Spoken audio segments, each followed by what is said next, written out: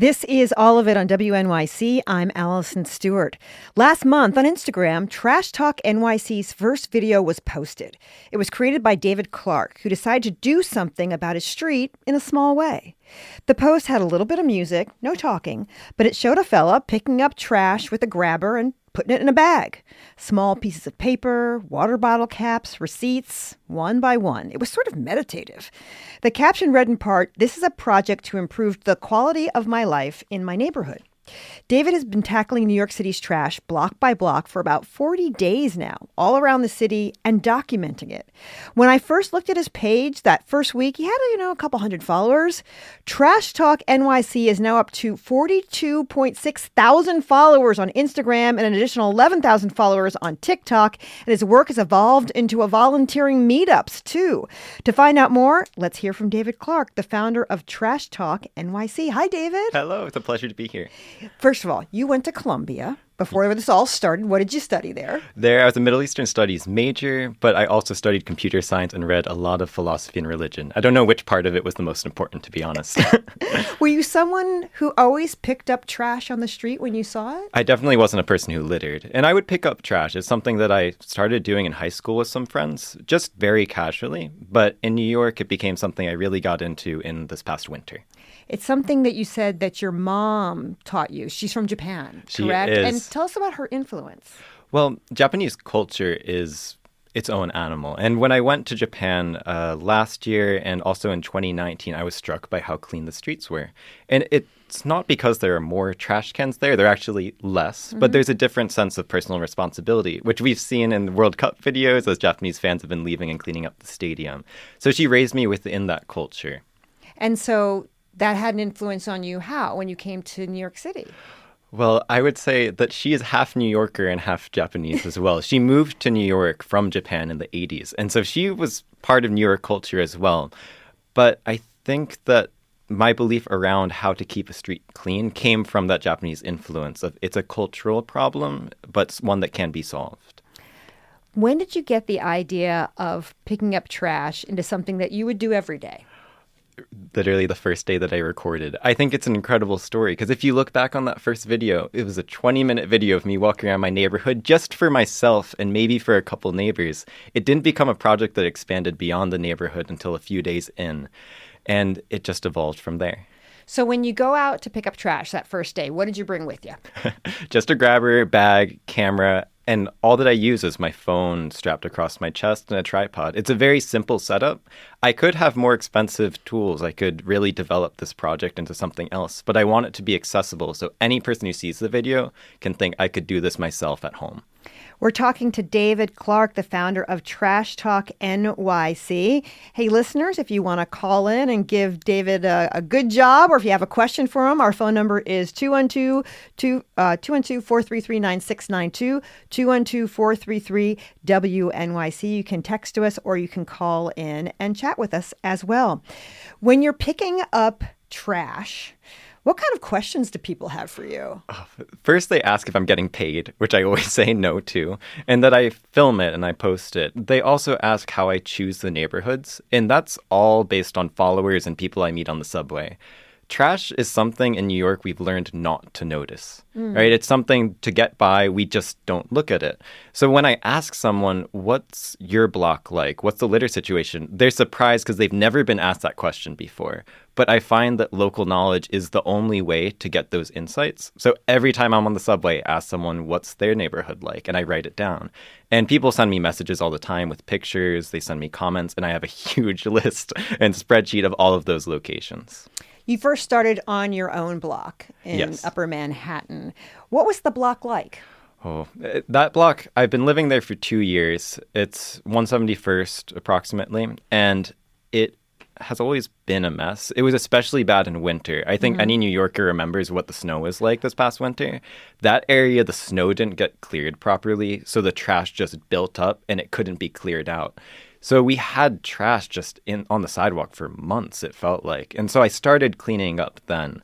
But in general, the neighborhood isn't that clean. So one thing that I did recently was I went through all the flower beds on my street and I mulched them. And I got a great discount from the local hardware store. He was very happy with the project. And I'm seeing if maybe beautifying the street will change the littering patterns. And so far, I think that they have had an effect. We've got a call already. Let's talk to, I hope it's Nataya or Natia. Nitai, are you there? Yes. Hi. How's it going? Going okay. What's your question? Yeah, I'm just curious, like, what trash is most prevalent, and also, like, why you think that is. That's a great question. It really varies by location. You might be in the same neighborhood, but from one block to another, depending on what businesses are there, you'll see different trash patterns. Let's say it's a dump site near a residential area, you'll find food. If you're next to a lottery ticket store right next to where I live, you see a ton of torn up lottery tickets from people who lost. It really depends. Maybe in a commercial area, you'll see car parts. So it is completely different depending on where you are. And that's something I've learned through this project, that every location is going to require a different local solution for that problem. Littering isn't the same thing all around the city. I'm talking to David Clarke. He is the founder of Trash Talk NYC. You can find him on Instagram and TikTok. What changed about your block after you spent some time cleaning it up? A couple things that I'm very happy about. The first thing was it just looks better. There's less litter in general, and the beds are nicely mulched, and I planted some flowers. It was great. The more important thing to me is I've started meeting my neighbors. I've been living in that neighborhood for about 2 years, and I haven't known my neighbors in the way that I would have liked to. Now I probably know dozens and dozens of people on my block and around it who've seen me working, who've struck up conversations. I know all the supers on my block and have told them thank you for the work that you do in cleaning the streets. I think that appreciation helps too. So I'd say the main thing that's changed is community building, and I want to keep doing that on my street as well. Let's talk to Deirdre calling in from the Lower East Side. Hey, Deirdre, thanks for calling all of it. Hi, how are you? Thank you for having me. Great. What do you want to say? I just want to say thank you, David, because this is such a huge service, and I hope it inspires other people. This is something I will do on the street. I will pick up trash because several people in front of me will walk over things, and the one thing we are blessed with here in New York City is a trash can on every corner. But you see people unwrapping something and just dropping it.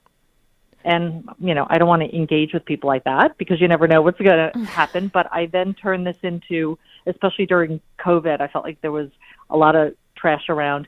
And I would go out on walks and pick things up and do squats. So I call them my trash squats. I love that. That's so funny.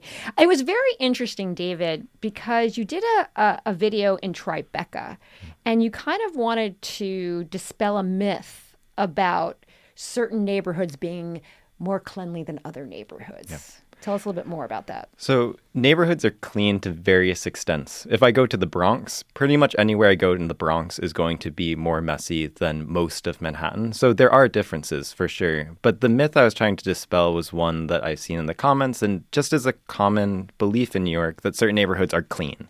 They are clean, but our standard here is different from maybe in some other countries. I was in Tribeca, and we all know this, at least if you've looked carefully. The streets are paved out of trash. I think as the streets are being paved, trash is blowing around. It's not possible to keep the street clean.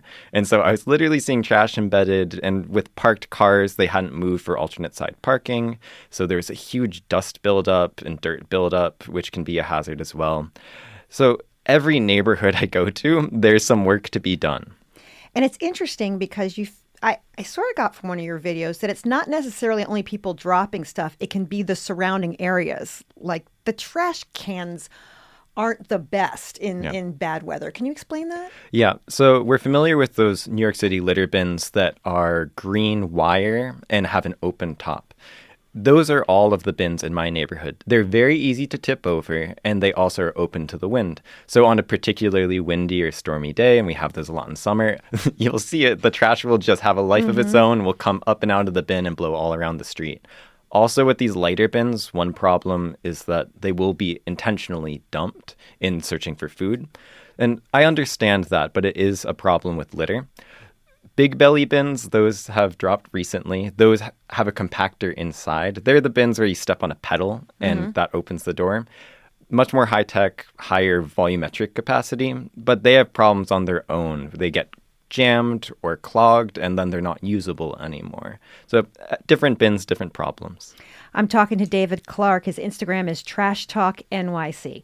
As I said, I've started following you from like day one, and it's blown up. It has gotten huge. It's been a crazy journey. When did you realize that it had taken on its own life? So day one, that was a 20-minute video. Wasn't expecting anything out of that. Day 3 was the first day, I believe, that I edited to below a minute, which is a requirement on Instagram that I didn't know about. And I believe that day 5 and day 6 went viral, then day 12, then 20, and so on. About one video a week. When I started seeing those take off, I realized that it was a larger cultural moment that I didn't know that I was a part of. I think it's all tied together. Mamdani, the Knicks, just a general New York cultural moment here this summer.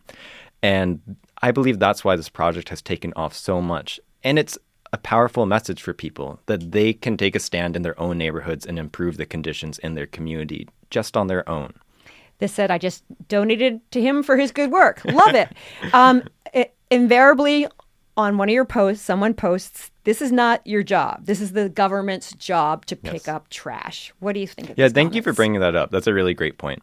So the government's job, I would say, is to pick up the sanitation bins, the litter bins on the corner. Their job is not necessarily to clean the sidewalk. Technically, that's the responsibility of the businesses and landowners there.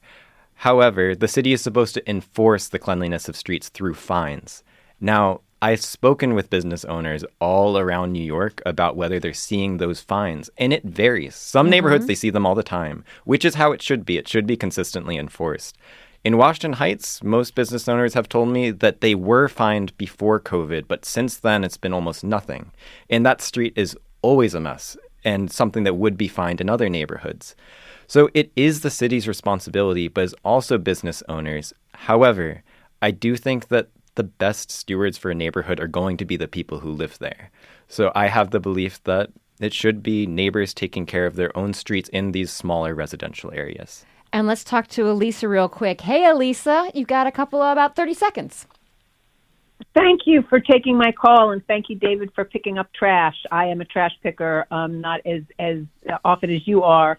But I just wanted to make a comment because I will go out of my way wherever I am to thank those people who are picking up after us, the bids who have people out working, ready, willing, and able folks.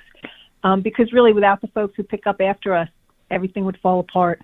Definitely. Very important people to do that work. Definitely, yeah. Wherever I am, I try to thank the sanitation workers I meet. And it's funny now because in the sanitation department, word of the account has spread. So nearly every trash truck driver is like, "Oh, you're Trash Talk," which is a lot of fun. But just earlier in the studio, I was thanking Cindy, who is a cleaner here at the studio, for her work because it's all one thing.